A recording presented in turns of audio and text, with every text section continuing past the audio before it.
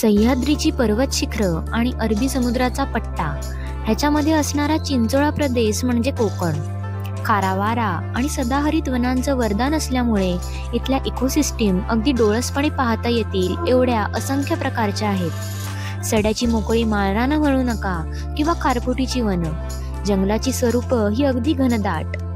एखाद्या माळरानावरून जाताना किंवा खारफुटी ओलांडताना कधीतरी झुपकेदार तुरा दिसतो। शेताच्या बांधांवर किंवा फुलांच्या ताटव्यात निसर्गाशी समरूप झालेला एखादा पक्षी आपल्या उघड्या डोळ्यांशी चकवा खेळतो।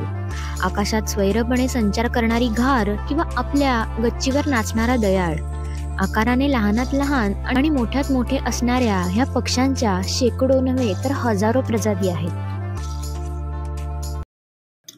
पक्षी निरीक्षण ही एक गोष्ट आहे आणि पक्ष्यांना आपल्या कॅमेऱ्याच्या लेन्समध्ये टिपणं ही एक गोष्ट। दोन्ही गोष्टी आपापल्या जागी समाधानकारक आहेत। कोकणातलं पक्षी वैभव हे अफाट आहे, पण होतं काय की आपल्याला चिमणी, कावळा, बगळा, कबूतर ह्या आणि एवढ्या यादीच्या पलीकडे पक्ष्यांची असणारी माहिती ही अल्प असते। शिवाय पक्ष्यांची लाईफ, मला असं वाटतं की हे पक्षी एखादी सिक्रेट लाईफ जगत असतात। म्हणजे अर्थात एखाद्या जंगलामध्ये जाऊन एखाद्या पक्ष्याच्या मागावर राहणं आपल्याला पॉसिबल नाहीये, पण आपल्या आसपास हे जे ठराविक पक्षी आहेत त्यांना बघितलं की आपल्याला कळतं की ह्या पक्ष्यांनी म्हणजेच कावळा म्हणा, कबूतर म्हणा, बगळा ह्यांनी आपल्या आपल्या म्हणजे माणसाच्या लाईफस्टाईल सोबत ॲडजस्टमेंट किंवा ॲडॉप्शन्स केलेली आहेत। पण त्या लिस्ट बाहेरच्या पक्ष्यांचं काय, तर बहुतेकशे पक्षी हे ॲडॉप्शन्स करू शकत नाहीत आणि त्याचा परिणाम म्हणजे ते एंडेंजर्ड स्पेशीजमध्ये निघून जातात। त्यामुळे ह्या पक्ष्यांची लिस्ट जर आपण चाचपडली तर आपल्याला कळतं की आपलं काहीतरी कुठेतरी चुकतंय किंवा चुकत आलेलं आहे। मग हेच थांबवलं पाहिजे आणि त्यासाठी साजरा केला जातो नॅशनल बर्ड डे, जो की 5 जानेवारी म्हणजे आज आहे। म्हणून त्यानिमित्ताने हा खास व्लॉग तुमच्यासाठी।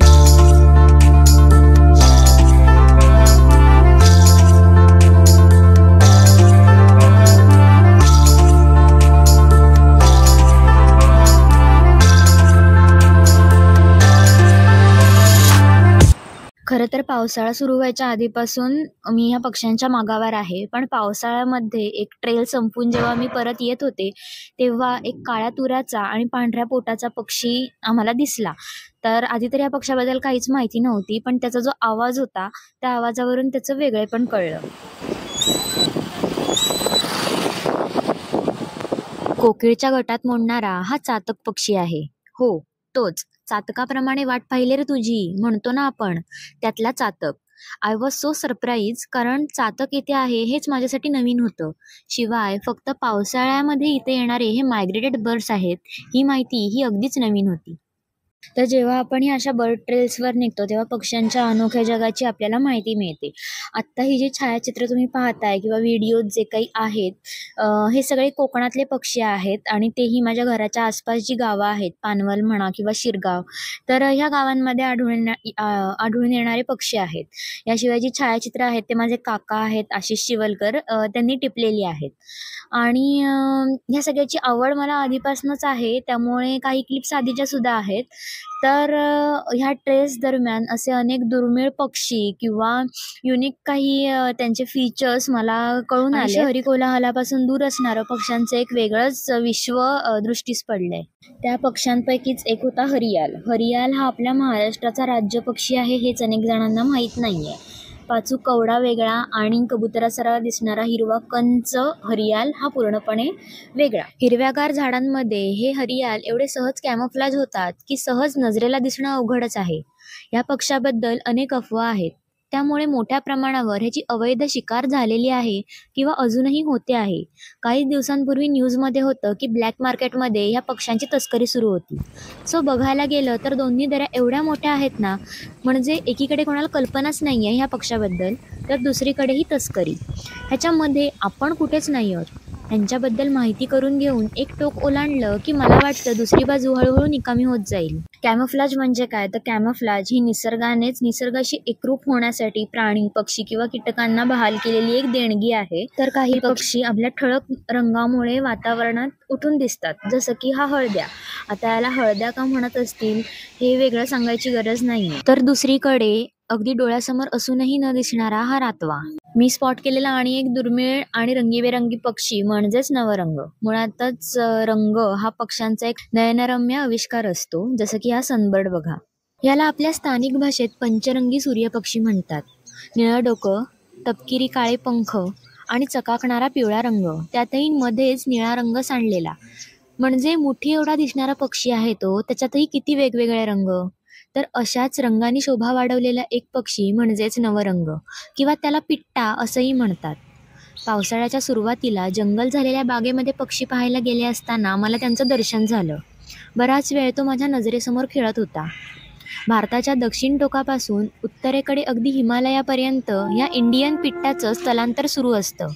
कमी संख्या आणि मोजका अभ्यास यामुळे ह्याच्याबद्दल कमी माहिती उपलब्ध आहे.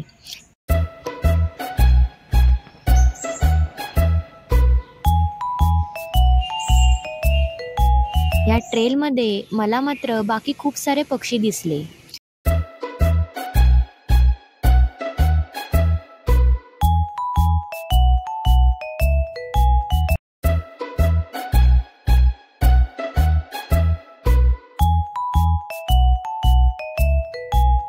जी गोष्ट रंगांची तीच त्यांच्यावर असणाऱ्या आकारांची. जसं की ही चित्रक कवडी किंवा स्पॉटेड डव. मानेजवळ असणारे ठिपके आणि पंखांवर त्याची संख्या विरळ होत गेलेली. शक्यतो मोकळ्या माळरानावर कधी चालत गेलात तर आजूबाजूला पंख फडफडवताना हे अनेक दिसतील.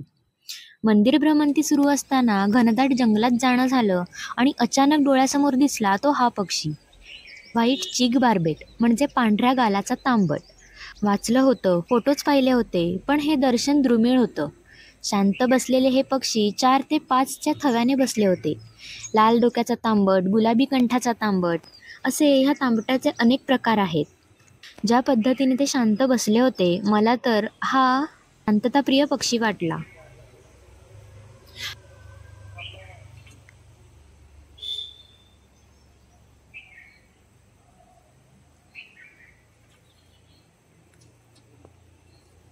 आता अनेकदा होतं काय, की ठरवून पक्षी निरीक्षण करायला गेलं, की त्यापेक्षा सहज कधीतरी फिरायला जाताना, मोकळ्या वेळात भटकताना एखादा पक्षी दिसून जातो. जसं की हा करकोचा किंवा उघड्या चोचीचा करकोचा. भातकाचरांमध्ये 3-4 पक्ष्यांची टोळीच विहार करताना दिसली होती. आणि हा टकाचोर. आता ह्याला हे विशिष्ट नाव का, ह्यावर माझा शोध सुरू आहे. तुम्हाला काही कल्पना असेल तर मला नक्की सांगाल. तर एके दिवशी सकाळी गच्चीवर फेऱ्या मारताना समोरच्या झाडावर ही टकाचोराची जोडी दिसली. पक्ष्यांची आणि एक इंटरेस्टिंग गोष्ट निरीक्षणात आली आहे, ती म्हणजे सगळेच मोठे शिकारी पक्षी नाहीत, पण धनेश म्हणा, हरियाल म्हणा, चातक म्हणा, हे जे पक्षी आहेत ना ते जोडीने राहतात. आणि ह्यापैकी धनेश तर आयुष्यभर एकाच लाईफ पार्टनर सोबत असतो असं म्हणतात. एका रम्य सकाळी घरासमोरच्या पिंपळावर आलेल्या धनेशच्या या जोडीची ही आठवण. ओरिएंटेड पायड हॉर्नबिल म्हणजेच मराठीत अबलग धनेश. जंगलाचे शेतकरी असणाऱ्या ह्या पक्ष्यांची संख्या यांच्या आयवरी चोचीच्या आणि मांसाच्या तस्करीमुळे झपाट्याने कमी होत चालली आहे. वृक्षतोडीमुळे यांची निवासस्थानं नष्ट झाली आहेत, त्यामुळे ही यांची संख्या झपाट्यानं कमी होते.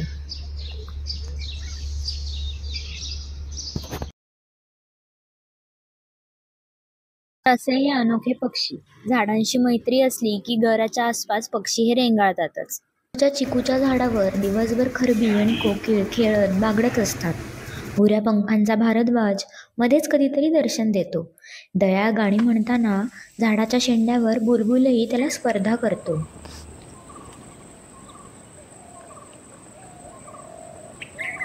मारुती चितमपल्लींच्या पक्षीकोशामध्ये त्यांनी गाथा सप्तशतीमधली पक्ष्यांच्या वर्णनाच्या ओव्या लिहिल्या आहेत. पहा, कमळाच्या पानांमध्ये बगळी कशी एकाकी आणि निश्चल बसली आहे. निर्मळ पाचूच्या पूजापात्रात मोत्यांची शिंपली ठेवावी तशी ती शोभत आहे. पहा, पोपटांची रांग आकाशातून उतरत आहे, जणू नभश्रीच्या कंठातील पाचूचा व माणकांचा कंठाच ओघळत आहे. पक्ष्यांचा हा अभ्यास अगदी पुराणकालापासून चालत आलेला आहे. अनेक ग्रंथ आणि त्यामधले असलेल्या ओव्या ह्याच्यामध्ये पक्ष्यांची वर्णनं तर आहेतच, पण त्यांचा मानवी जीवनाशी असणारा संबंध हा अभ्यास सुद्धा खूप अभूतपूर्व आहे.